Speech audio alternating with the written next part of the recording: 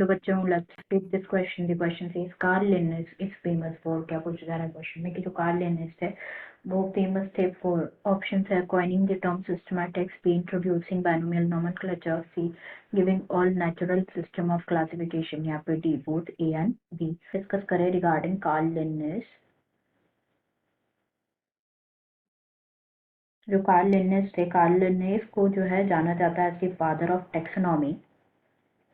is known as the father of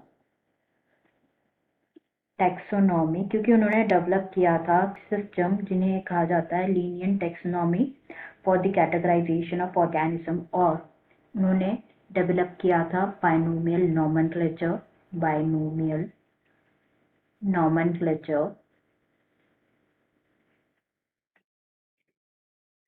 for the naming, organisms के naming के लिए जो है बाइनोमियल नोमेनक्लेचर जो है उन्होंने डिस्कवर किया था. बात करें यहाँ पे रिगार्डिंग बाइनोमियल नोमेनक्लेचर, तो जो साइंटिफिक नेम, एक एग्जांपल अगर हम देखें तो the scientific name of human beings is होमो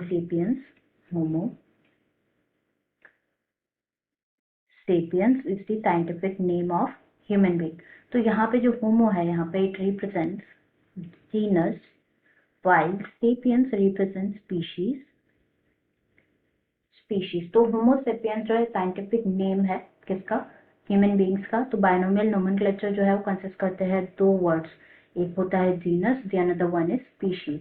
तो ऑप्शंस देखें यहाँ पे, तो फर्स्ट गिवन है उन्होंने कॉइनिंग द टर्म सिस्टमैटिक्स, ये भी बिल्कुल करेक्ट है. सिस्टमैटिक्स टर्म जो है it was coined by Carl Linnaeus and ये डिराइव हुआ था by the word systema word से डिराइव हुआ था, जिसका बेसिकली मीनिंग क्या है, ऑर्डरली अरेंजमेंट.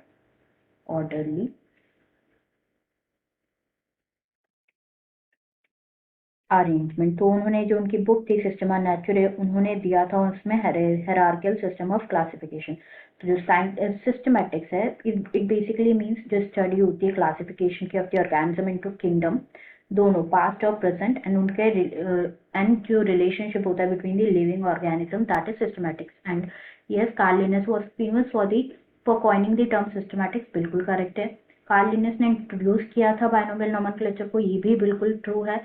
सी गिवन है गिविंग ऑल नेचुरल, सभी नेचुरल सिस्टम ऑफ क्लासिफिकेशन दिया था क्या, no, Carl Linnaeus was not famous for giving all natural system of classification, इसलिए करेक्ट आंसर हो जाएगा ए एंड बी, जो कि गिवन है ऑप्शन डी में. Correct answer is option D, that is both A and B. Answer will be option D. I hope you understood it well. Best of luck.